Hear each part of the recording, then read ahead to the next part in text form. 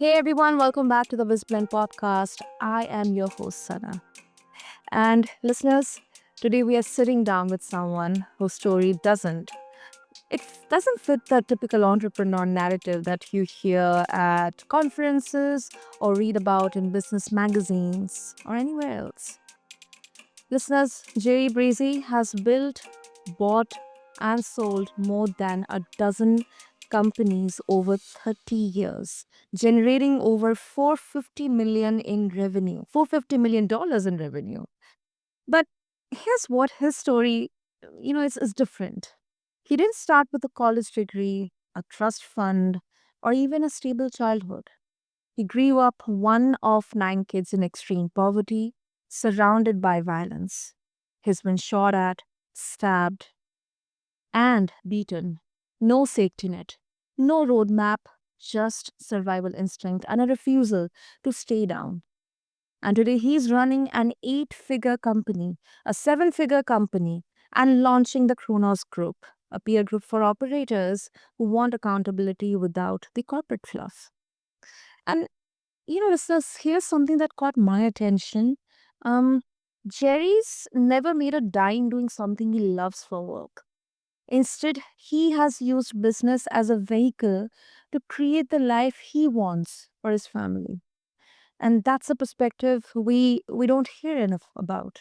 The idea that work doesn't have to be your passion to be worth doing well. So today we are going to dig into the messy, complicated reality of building businesses when you are coming from nothing, the toll it takes, and whether that hustle at all costs mentality is really sustainable or it's even worth it. So let's get going, listeners. And Jerry, welcome to BizPlan, and I'm really honored to have you here with us. Oh, I appreciate you having me on. Thank you very much for that great introduction. Yeah, I mean, very interesting journey here, Jerry. I'm I'm very sure our listeners are also very curious. So let's start with the survival mindset and how exactly it all kind of contributed. So you grew up in extreme poverty with violence, regular part of your childhood. I mean, it's easy to say here, but even I cannot fathom how much difficult or challenging would it have been. I mean, you have been shot at, stabbed, beaten. Like most people who experience that level of trauma, they carry it into everything they do. So, how much of your business success do you think came from survival instinct versus actual strategy or skill? I think I mean, it certainly plays a big part in it. I always say that I am who I am in spite of where I come from, but also because of it. So, of all of the things that I went through, good or bad, have made up who I am here. So, my approach, my outlook on where I came from and the things that I've done as a child really contributed to who I am. And the critical part of this was that, again, I'm one of nine children.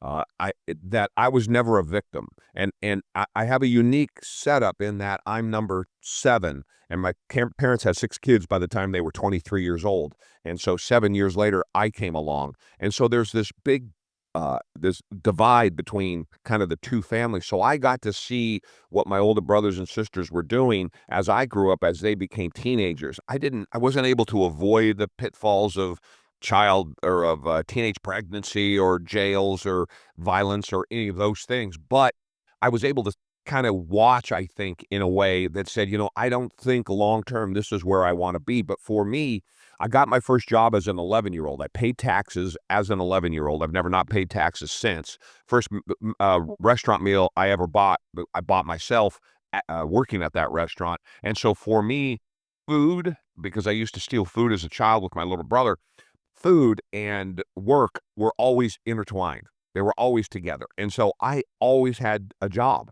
and I always went to work. So in that context, never being a victim, kind of having an example of what not to do, watching my older brothers and sisters and the people around them, combined with the fact that I was working a lot, no matter what point I was at during my teenage years in particular, I was able to avoid a lot of the trouble, and that gave me a mindset and kind of an outlook, but the critical part of it was that I just wasn't a victim. Yeah, I think that's the keyword here. I think, and that's what we talk about often, like the victim mindset. Yeah, I mean, it doesn't mean that we are discounting or being dismissive about the traumatic experience or the wrong that has been done to you, uh, whatever it is. But it shouldn't be the reason or the one single reason for bypassing everything or escaping accountability or responsibility. Mhm. Yeah, I agree with that. I'll also say that perspective is a superpower. So in building my businesses, and I've been married for almost 30 years, I have 3 fantastic grown children. In changing my outlook from where I started to where I am, perspective is key. I'm not special.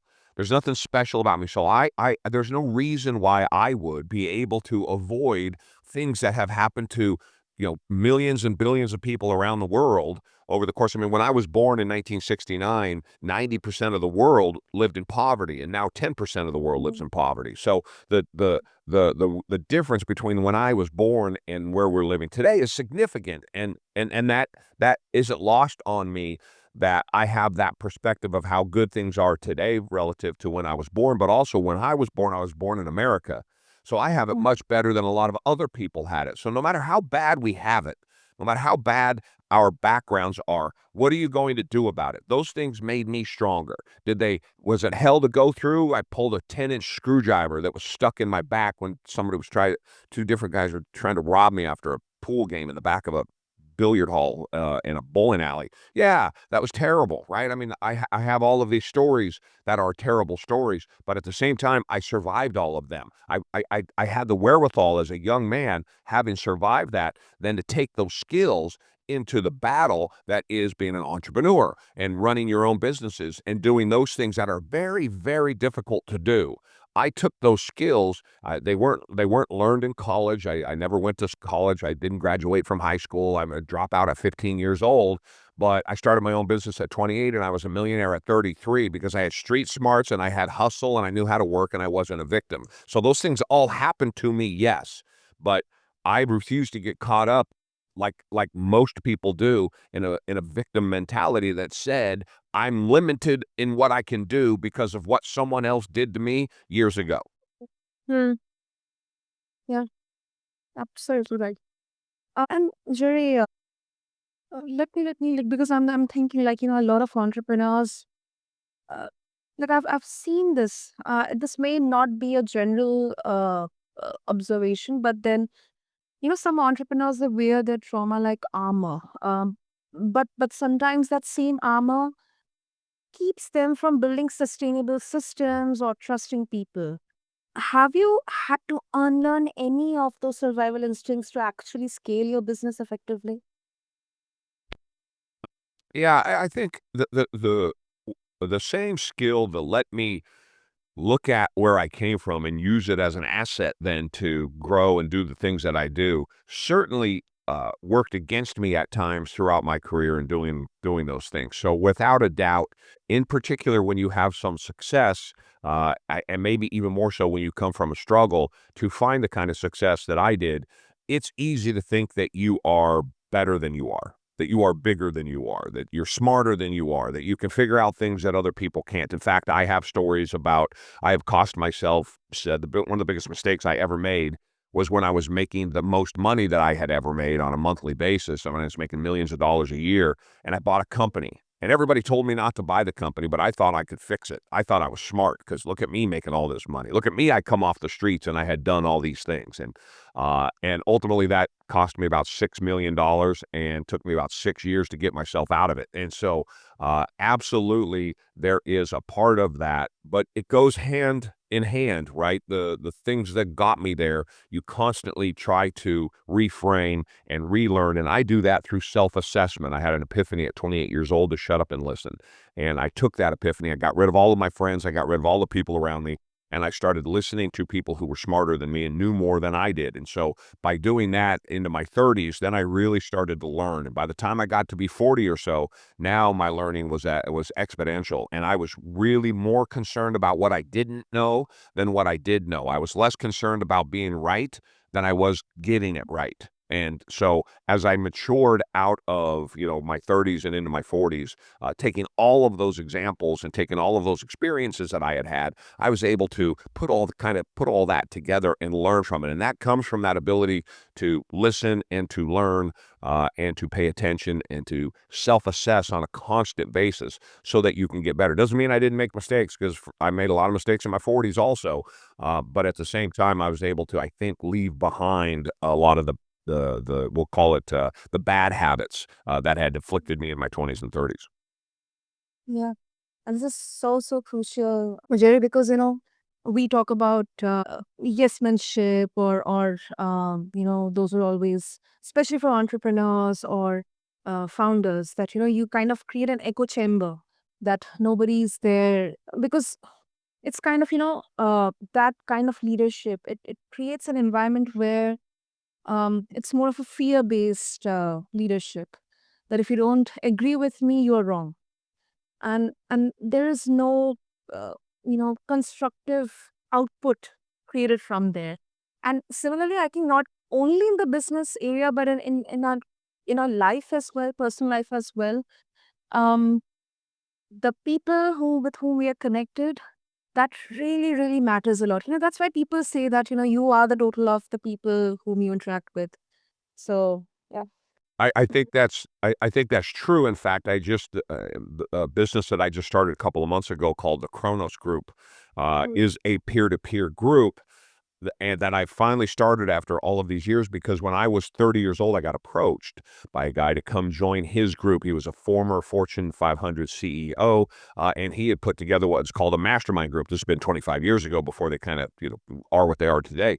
And I didn't know what it was. And I was so busy working 15, 18-hour days. I was a referee in basketball games at night to pay my bills while I was running this company during the day. I said, man, I don't have time. He said, you can't afford not to spend the time. I said, well, the thing's like 500, 600 bucks a month. I was like, man, I don't have the money. I'm working two jobs to make this thing happen. He said, you Mm. can't afford not to. And he was exactly right, because it's a group of people who got together once a month. Most of them were in their 50s. I was in my 30s. That group is still together all these years later. They're all in their 80s now, and I'm in my 50s. The point of the story, and to prove your point, is that it put me in a room with other people who were either doing what I was doing, or more importantly, had already done what I wanted to do and what I was in the middle of doing. So they were able to help me do that and give me perspective that I didn't have. It's easy to, when you're an entrepreneur, it is a very lonely endeavor. And so entrepreneurs, they think that they're the only ones that have the problems that they have. And the reality is that most entrepreneurs suffer from the same problems. We just don't know it. And so being in a group of people just like me, who could keep me grounded and give me good advice and be honest about it, and not worry about hurting my feelings, things of that nature, really, really was a huge value for me. So much so that all these years later now, I've gone and just started my first, or another company, to do exactly the same thing. So I'm looking forward to that, but you're exactly right. That's really amazing. Really amazing, Jared. Super. Let's move on to the passion myth, because um you have said something in your bio which I think is going to surprise a lot of listeners. You have never made a dime doing something you actually love for work, and business has been the vehicle but it's not the destination. And I think that absolutely goes completely against what we are told, constantly, that find your passion, do what you love, and the money will follow. Why do you think that advice is so prevalent, Jerry, and why do you think it is wrong? That's a great question. I appreciate that question. I think that what I see on social media, first off, 80 to 85% of the advice I see on social media relative to business and success is wrong. So I disagree with it wholeheartedly. I equate it to people who haven't had the experience but think they have because they saw it or read it somewhere. And so much of what I see is not reality. A part of that comes from very, very educated, well-to-do, 100 millionaire, billionaire types that built Mm-hmm. their companies from nothing, and then they seem to get to a certain size, and they forget what it was like for the people, or they forget what it's like for them and where they come from. They forget what it's like to be poor, to not have anything, and you're looking for opportunities. I sign off all of my podcasts by saying opportunities are everywhere. You got to go get them. For me, I have not made $1 Of all the 450 plus million dollars that I have done in revenue, not a single one of those dollars was ever earned doing something that I love. Because for me, what I love is my family. What I love is my children. What I love is changing the generational poverty that I came from and changing that. It's institutional generational poverty. And how do you get out of that? It's very hard to escape because everybody around you doesn't want you to escape either. Being an entrepreneur is very, very difficult to do. And you're going to hamstring yourself even more if you are trying to do that thing that you love. The thing that you love should be bettering your life and the life of your family. As a man, I look at it like a caveman. My passion is to walk out of that cave every morning in the cold or in the heat and go walk through the tall grass, try not to get eaten, go into the forest and try not to have something grab me and hit something over the head and drag it back so that my family can eat that night. Then I can look forward to the next morning. Overnight, I'm going to heal my wounds and whatever that I took willingly, happily. And then I'm going to go out the next morning. I can't wait for the next morning to get here so that I can go do the thing that I was put on this planet to do, which is to go out, not make my family go out, not make my wife and children go out, me go out and knock something over the head and drag it back so my family can eat. And that is how I've looked at life since the day my son was born at 28 years old. I said, my life has changed. My life is different, and my children will not live the way that I did. And so, whatever that took, it was my honor, whatever sacrifice, whatever risk I had to take, whatever inconvenience I had to put up with 15, 18-hour days for a decade or plus, whatever it is worth the cost that I have to pay. That is who I am. So who I am is not doing what I love. I love to play pool, right? I love billiards. I'm not good enough to play to make a living doing it, right? I love to go to movies with my wife. I can't make any money doing any of those things. I mean, those things that you truly love, I reserve for the money that I make. And the money that I make, I go then and spend on the things that I love. So I work passionately, don't get me wrong. And I am passionate about business, but I work passionately on business so that I can I find something that I can sell to somebody at a profit. And then that I'm good enough to do that at. And then I take that profit and I go and I spend it on the things that I am passionate about. So I work passionately so that I can go indulge my passions, which are my family. You know what, Jerry? I don't know whether uh, any other someone else would agree with you or not, but I really can make a sense of this distinction here because I think more than passion, it's a purpose. For me, my purpose would be right now. I mean, like I have a set timeline as well for that. That I want to make my parents uh, not have a lavish life in their old age, but at least to have a good life, good living standards. Something that I've identified as a purpose here. I've also identified it as a passion because it kind of keeps me driven. Like any day, I would think like I do not want to do this job because I'm feeling drained out. But then I think there's a passion behind it. So let me pull up my socks and let me continue and let me better at myself. Let me find out some ways where I can actually get some spark out of there. But it doesn't mean that I have to always, because there has to be balance between the reality, the harsh reality or the practicality of the life, and something that you or your soul actually wants. So I absolutely connect with what you are saying, but then a kind of a pushback here, like the flip side of what you're describing sounds like you have to grind through your work, you have to tolerate for a paycheck, like which is what most people are already doing and feeling miserable about it. So what's the difference between your approach, Jerry, and someone working a soul crushing corporate job that they're just doing for the sake of paying their bills? Yeah, see, there is no such thing as a soul crushing job. That's a fallacy. When you come from abject poverty like I did, I would take any job at any time and do anything, and there is pride in that work. We should be proud of the work that we do. Social media, the term you just used, in my opinion, is a social media term meant to get clicks. People want to see people that are successful, and they tell them that you need to do this. Why are you working a 9 to 5 when you can work a 4-hour work week and drive a Lamborghini? And they take a picture of a Lamborghini they saw on the side of the street, and they pretend that this is what they've done. There's always that one person who did very well for themselves doing very little.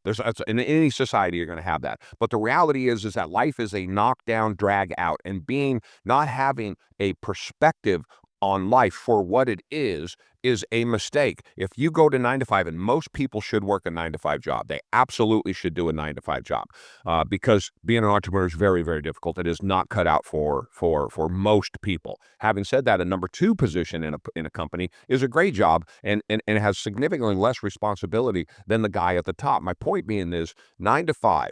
I worked at McDonald's when I was 16 years old. I learned more working at McDonald's for $3 an hour. Skills that I use today in my business and I use to grow my business, where I was paid $3 an hour at McDonald's to do that work. That is work that I am proud of, that I talk about all of the time. I had every minimum wage job there is to have. I've dug holes. I've worked in the wintertime. I've had dangerous jobs. You name the work, I have done it. And I was proud. I never felt bad about it. I never held my head down, because everything is an experience. Everything is adding to the hard drive. All of those jobs, those dozen or so jobs that I had before I finally landed where I landed and start building my own companies, got me to that point. And so I take pride in that. And I worked for years. I worked until I was 28 years old as an employee, as an hourly employee. And you never saw a better hourly employee in your life, because if someone was going to pay me to do something, my mentality was, I'm going to do it as good as I can. If I can do the job they hired me for, and I can do the job of the person next to me inside of the same day, well, why should they pay two people? See, my mindset is completely different than what you're here every day on social media. My mindset doesn't accept soul crushing, because it's a pleasure to go to work. It's a pleasure to take care of yourself. It's a pleasure to be able to go off and provide for yourself and for your family, whatever that takes. There's no guarantee. There's no written rule that you get to have an easy life or an easy day or an easy job or any of the rest of those things. Whatever you are, wherever you are, it is you. It's not the person you work for. It's not the people around you. It's not your teachers. I told you, I'm not a victim. I've never been a victim. I have every excuse that anybody could have about why they shouldn't succeed, and yet here I am. How did I do it? I'm telling you exactly how. This mentality, the mentality that you never hear anyone talk about, because everybody is a victim. The word soul crushing is a victimology, because I would never use that term, because I go to work happily. And if I don't like the job, I'll go get another job. If it's a good job and it pays the bills, but I don't enjoy doing it, guess what? I'm providing. I'm taking care of myself. That there is honor in going to work every single day. I really love that, Jerry. I really love that. And I think somewhere down the line, I absolutely agree with you. I mean, I'm not gonna lie. So, Jerry, I mean, you have been married for 28 years. You have kids, and it's your passion, it's your purpose, and business is the tool to make that happen. But then at the same time, also running, running multiple companies, it also needs a lot of amount of time and energy, attention. Like, to be honest, like what did your family actually sacrifice for your business success? Yeah, another great question, and this is another lie that we are told by social media. This is another lie to control how we think. This is propaganda. It's propaganda that you can't have a life at home while you're working like I did. But the reality is you have to be responsible for yourself. My wife, bless her, I would 80% of the time my children were little, and they'll tell you this. They know that dad came home from work, and about 7:30 or so, at a minimum, I was home, and we would wrestle before they would go to bed. And we'd do that for about an hour, and then they would go to bed. So they would be, many days they would be all fed, because I couldn't get home in time for that. But they got this time, no telephone, no distractions, no TV, no nothing. And we would wrestle. I mean, we would work up a sweat. And then they would go to bed, and as I would put them to bed and I would tuck them in and I would shut their door, I would say to them, each individually in their bedroom, what are you going to be when you grow up? Whatever I want. How are you going to get there? I'm going to work hard and I'm going to be smart. If you ask them that today, they're nearing their mid-20s now. If you ask them that today, they'll remember that. They won't remember the trip to Disneyland. They won't remember the vacation that they went on. They won't remember me sitting in front of a television watching TV, ignoring them. All they know is the quality time that they got from their dad. And then my wife, on the days I could not come home and to see them, many times she would pack them up and she would bring them down to my office and she would make sandwiches and, a picnic lunch type thing, and would sit on the stairs out in front of my office. My kids would ride their bikes in the parking lot and yell for daddy to watch him and come push him and all of those things. And I'd get an hour, hour and a half of quality time with my family. We did it together as a group. We did it together as a family, and we made it happen. My children, I moved to Tennessee from the from the western part of the country here in the United States Okay. 6, 7, well, 5, 6 years ago, and all of my children moved with me. They were all in their early 20s. They all moved with me. I see them every day. They're fantastic kids. And so in that context, this belief that you can't have both things is a lie. The reality is that like everything else, you have to manage it. And that means that sometimes dad's going to show up late to dinner. It's going to happen. Sometimes I'm not going to make it to the restaurant on time. It's going to happen. Sometimes I got to take a phone call. It's going to happen. But we're sitting in that restaurant because dad takes those phone calls. Now, I did a good job of making sure that as much as I could, the time was theirs. As they got older, it got easier. When they were younger, though, you had to set aside that time, and I wasn't watching television and I wasn't reading a book.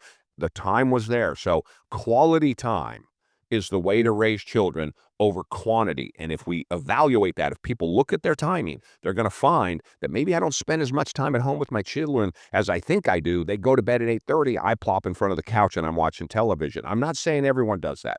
I'm saying that we have to be accountable for it. And I'll put it to this. My first company, I did 3 million, 8 million, 12 million, and 14 million in the first 4 years. That was my growth rate. And yet my children, right, still saw their dad on a regular basis. I never missed a sporting event. I never missed a school play. I never missed any of those things. I would leave work and go to them, and then I would come back. I never missed any of those things. So you can do it.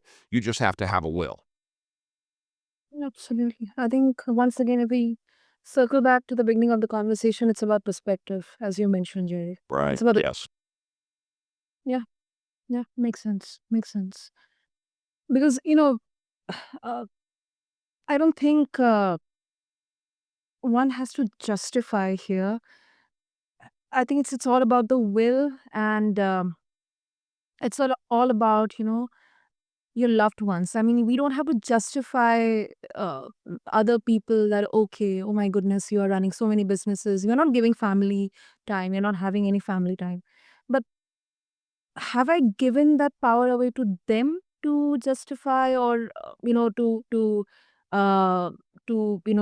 make a judgment, or give me labels or something like that? I don't think so. So it's all about perspective. It's all about context. There is no generalization here.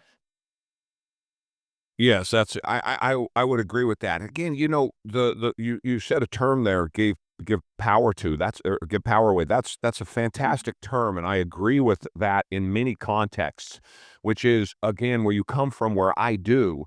So often, it didn't make sense to me early on. I don't know how I knew this. It never made sense to me to let other people have power over me. So, people who I'm going to blame. To me, I saw early on that if I was blaming somebody else for something that happened to me, then I was giving all of my power to them. And you don't want to do that. I had epiphany when I was 14 years old that told me that everything is my fault, and I live by that mantra.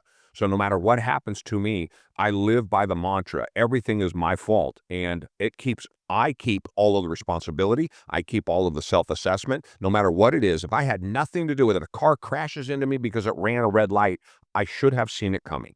That is the way that I've ran my business. That's the way that I have ran my life. That way, I control everything that happens to me. I have the power of everything. So no matter what you do to me, it's not going to hurt me. And so often I think that we give that power away out of excuses. We give that power out of a victimology mindset. We give all of that power over us to other people. Mm, I just simply refuse to do that.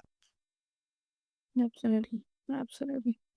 And Jerry, before we wrap up, I think this is also a very important point because, of course, we're talking about health as well. And I believe, what worked in maybe in the 90s or 2000s. In fact, the place from where I'm coming as well, like, outworking or taking massive risks because, I mean, the landscape is different now. We are seeing burnout. It's an epidemic. Mental health is collapsing. Like, younger entrepreneurs, they're watching people uh, from older generations and thinking like, I don't want that life. For example, now we are talking about early retirement here. Like, I don't want that life no matter how much money comes with it. Like, now they're making a very conscious choice in here. So do you think that the grinded out mentality is still the best path for everyone, or is it's once again depending on the context or the perspective here? I think that I think that what people say and what people do are two very different things. And so the Mhm. reality is that let's define the grind it out. We live in when I was a child in the 1970s, I didn't have air conditioning until I live in the States. So I got all of my opinions come from the States. I didn't have air conditioning until I was in my 30s. Now everyone does. And the poor in the United States have two cars, multiple televisions, video games. They eat regularly, Uber Eats, all of those. They have a life that when I was a kid, the rich people had. That's the poor people in the United States have a life that the rich people have.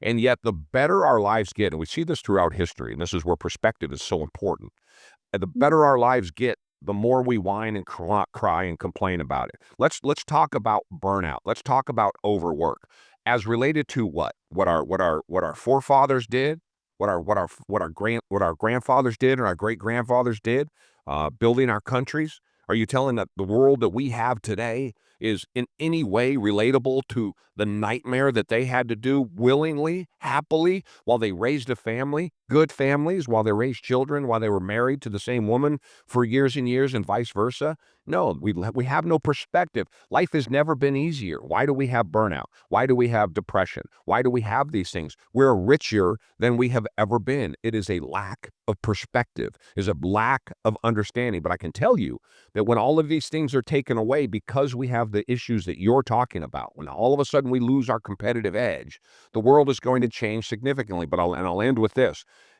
I'm talking specifically to the people who say they want to do something, who say they want to get somewhere. Jerry, I don't want to be that 9 to 5. Okay, that's fine. 9 to 5, as I said, it's honorable work. But I don't want to do the 9 to 5. Okay, I'm telling you, if you don't want to do the 9 to 5, the way I describe it is the only way of the thousands of entrepreneurs that I know, of the hundreds of millionaires that I know, of the people that I have started and worked with over the years.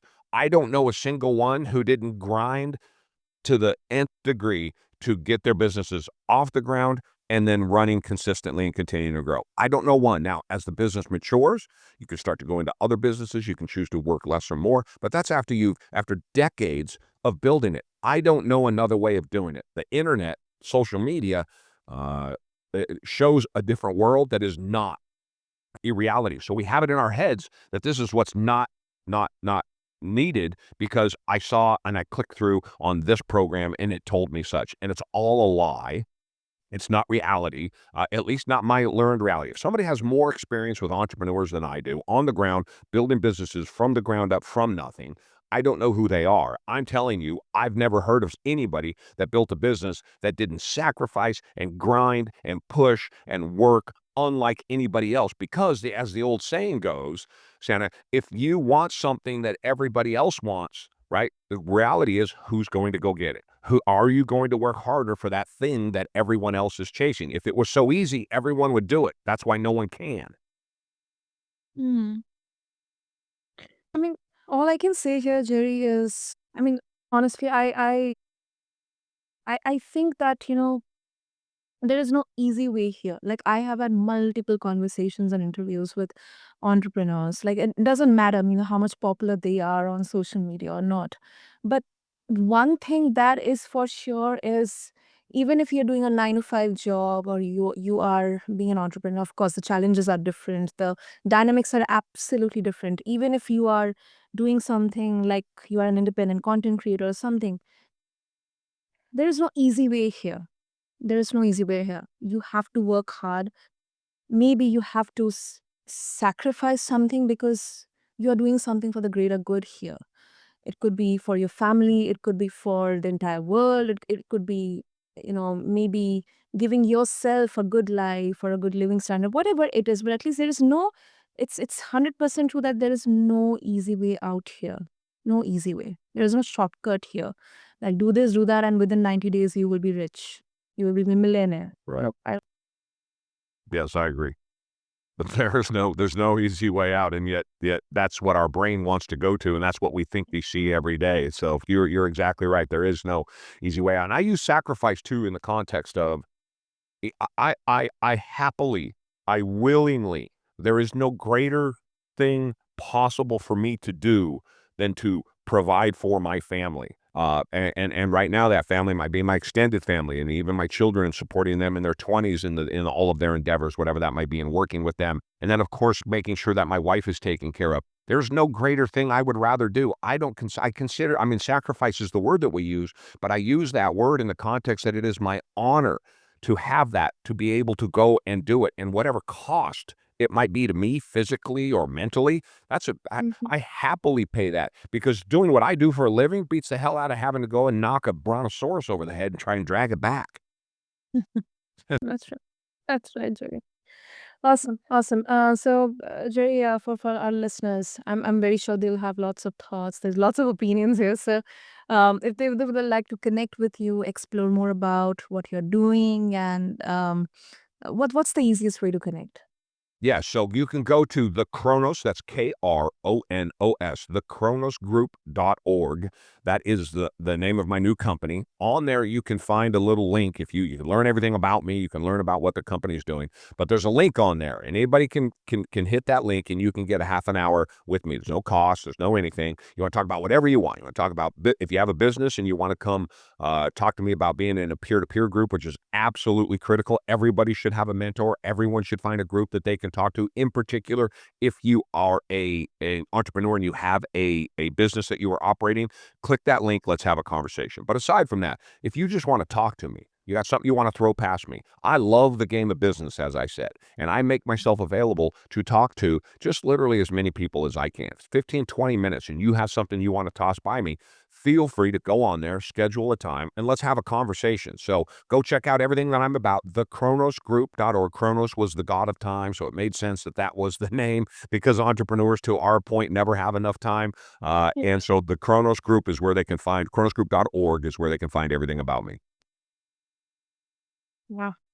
Lovely, lovely. So, listeners, there you go. You heard from Jerry. I'll have all the details mentioned in the show notes. So, find them attached along with this episode on your favorite podcast platform. And what a real conversation, listeners. I think the kind we don't have enough of in business circles, because this is unfiltered, this is raw, real. And Jerry, thank you so much for not giving me the polished version here.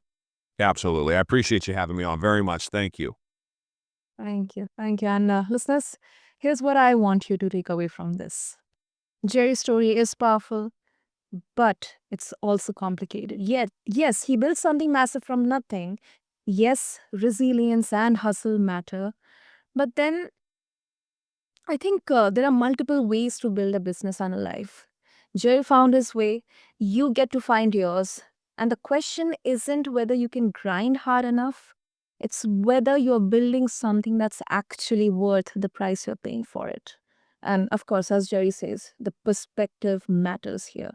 So, if you want no BS business talk from someone who's been in the trenches and isn't interested in selling, you a fantasy, I invite all of you to follow Jerry's work.